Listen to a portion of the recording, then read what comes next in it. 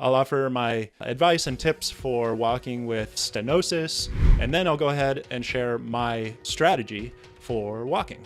My name, if you don't already know, is Dr. Ryan Peebles.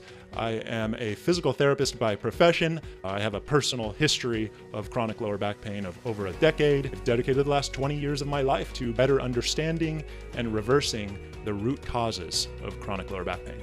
I've spoken a lot about the benefits of walking for lower back pain. I believe it's one of the most healthy activities that you could possibly do for your entire body, not just for your lower back, but it is the most natural human movement when we're dealing with muscle imbalances, which is what I educate about in the masterclass and in many resources, is the root cause of the vast majority of chronic lower back pain conditions.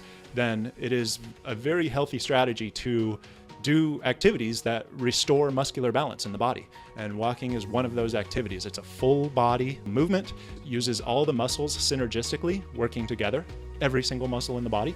It's training them to be able to operate together and do a functional movement. The opposite of walking would be sitting, right? So sitting is a very lopsided activity, and our body is training itself to be out of balance with sitting. And so if sitting is something that you have to do for your job, or just because it's this modern society that we live in and we sit too much, then walking is a great way to counterbalance that activity that brings us out of balance. So with stenosis, we are dealing with a bit of a special case, although I will say all of these are related. Most people with chronic back problems have a little bit of all of this, okay? Myself included. If you took pictures of my spine, you would see stenosis and a plethora of disc problems. And that is because they're all related. It's all degenerative. It's all a result of the same cause. And so the weakest link is what breaks. For stenosis, though, for people with severe stenosis, you do have a special case where I would just do best by showing this image where the vertebrae in the back are closing down, and there's not a lot of space there for activities that involve standing up. When you go to stand up, it opens up the front of your hips. It creates a little bit more of a back bend in the spine, especially if you have muscle imbalances. You have even more lordosis, hyperlordosis, more back bend in the spine, and that further can close down if you can see my mouse, it's the same angle, right? Further close down this gap that's already too small, and that can cause problems. It can cause friction, it can cause compression on nerve, it can also cause nerve pain. That is what we're dealing with, and my advice for this is you need to find a way to keep these spaces open. That will lead directly into my strategy. If you have stenosis, then my strategy is primarily guided for you. I haven't had imaging on my body in a long time, but I probably have a moderate to severe amount of stenosis, and so this is what I have to do for walking. It also would be beneficial for really any of these conditions, because like I said, it's typically a very similar pattern that's leading to all of them. Then tight muscles pulling the SI joint out of place, the tight muscles creating the disc degeneration, the tight muscles closing down the vertebrae in the stenosis.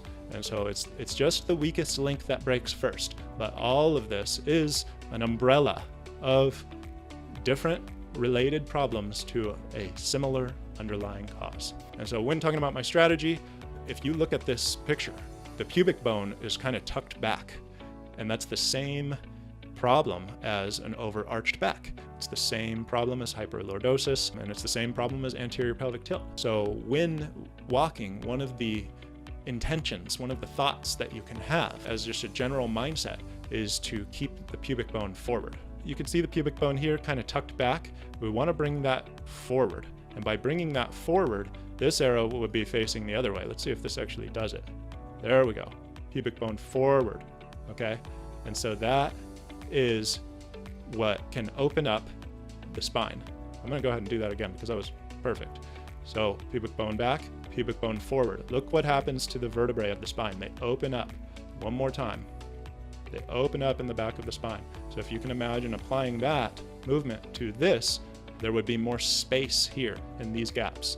In that situation, you won't be causing all the friction, and you won't be causing the irritation, the degeneration to your discs, the irritation to the nerves. And so it's just a strategy that I use is pubic bone forward. I kind of keep that thought in my mind. I don't do it as much anymore these days because I've been practicing this for a long time and it's a lot more natural. But I can remember back in 2013, I believe, I did the Camino de Santiago across Spain, across Europe. It was a 500-mile walk, and I had chronic back problems. And it was an effort to commit to my health and my body to help get myself out of the cycle. And I walked 500 miles. I didn't take any other form of transportation over those 30 days. What I had in my head, because I already understood muscle imbalances at that time, was pubic bone forward. For 500 frickin' miles, I thought pubic bone forward. And it was extremely beneficial. It got me through days when there's no chance. I couldn't have done this walk without that strategy. There's just no chance. I wouldn't, not even a fraction of it. And so it was really helpful for me. I want to pass that on to you. And there is a major point I have to make about pubic bone forward so that you don't create a bigger problem, a compensation that creates a bigger problem. So with pubic bone forward, there's multiple ways to achieve that. And there is a compensation you could do to bring your pubic bone forward, which is simply just arching your lower back. And of course, since we know now the problem, that arching your lower back would actually make this problem worse. It would get your pubic bone forward. You could kind of stick your pelvis forward even more by arching even further, but it's going to contribute even more to the problem. The way that the pubic bone has to be brought forward is not through that compensation. It cannot be from the compensation, and it must be from the gentle abdominal tension. The abdominals are lengthened here compared to this person's abdominals. They're short. A straight line is the shortest between 2 points, right? So this is not a straight line. These abdominals are lengthened. And so a little abdominal tension would bring these muscles attached to the pubic bone. It would bring the pubic bone forward. And that is the method for pubic bone forward. It's got to be gentle, because all of this stuff has to be sustainable over a period of an hour or a long walk or even a full day or a lifetime. These strategies that we use to get out of back pain can't be something that you do for 2 minutes. That's why physical therapy and gym exercise routines are not actually that effective for chronic lower back pain, because if you're not able to apply the strategy all day long, then it's not going to be much more effective than except for during the time you're in the gym. And so for a walk, if you're going for an hour or a half hour or whatever, you need to have a low enough level of engagement or tension in these abdominals that you could actually sustain it throughout that time. Any movement of extension that allows your pubic bone to come forward goes through the hips, not the lower back. So you can either arch your lower back or you can get extension through your hips. The hips can open up even more. And that is the motion we want to get. One more time this video, you can imagine the hip here. There's extension happening in the hip as you bring that pubic bone forward. One more time, hip here, the hip would have been forward, and now it's kind of moving back relatively. You can see the position of the leg. These blue lines are the shape of the leg. Hip is a little flexed. Now the hip is fully open, and so that's where the extension comes from. It does not come through the lower back. See, the back is extended. It actually gets less extended, less arched in this process of pubic bone forward. And the other thing you can do if you're in the program is our strategy of breathing into your lower back. That will have a very similar effect of just adding a little bit of tension to your abdominals, helping hold that pubic bone forward to open up the vertebrae in your back and giving you more space to do the thing that you need to do to keep your body healthy. So these strategies actually allow you to keep your body even healthier. And then the cycle happens in reverse. It's no longer this cycle, a cycle that helps you get out of pain. It's compounding interest, essentially, is the things that you do to be healthy allow you to do more things that are healthy. Really important and beneficial thing to be able to do. So a spondy is, the image I've been showing for stenosis is a fantastic image for spondy. You can imagine this vertebrae slipping forward, and that's a spondy, right? More or less. With walking or any repetitive activity, you're gonna get the same issues with the friction and stuff. And so this becomes even more important for you. Get your body closer to this, and that will, spondy is actually, in my opinion, my belief, is that it's very treatable through bringing your body back into balance, and you can take the pressure off that vertebrae that's pulling it forward like that. Running, I would say definitely, you want to avoid high impact, high repetitive things for a while until you can bring your body back into balance. But once you get here, then yeah, you can return back to running. That's what I suggest. Do what you love. That's the whole point in all of this, is so you can do the things that you love. But during the time that you're wanting your body to recover, lower impact things, walking might be good if you can tolerate walking. Walk for sure. Walking in itself will help bring your body more towards this image over here. When I walk about 15 minutes, my upper back starts to spasm.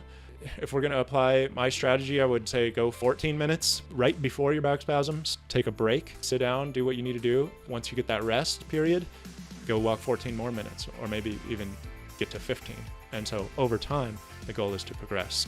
If you are completely unable to walk because the problems are so bad, then it's most likely an issue of muscular imbalance that is holding your body in a position where disc is pushing on the nerve. In a standing position or a walking position is intolerable. So in that case, I would suggest getting down on the floor. If you're in the program, I would say connect to your back anchor or potentially your front anchors, whichever one feels better or more relieving for you. Typically there is one or the other that feels better or more relieving, and connect to those and get a little bit more like this. Use the ground, the floor, the flat surface of the floor to bring your body in a little bit more alignment, and that should typically give you a lot more tolerance to walk further and help potentially take a little pressure off that nerve that the disc might be pushing on. Sitting is just like the new smoking. Sitting is not good. I'm doing it right now. Guess what I'm going to do right after this stream?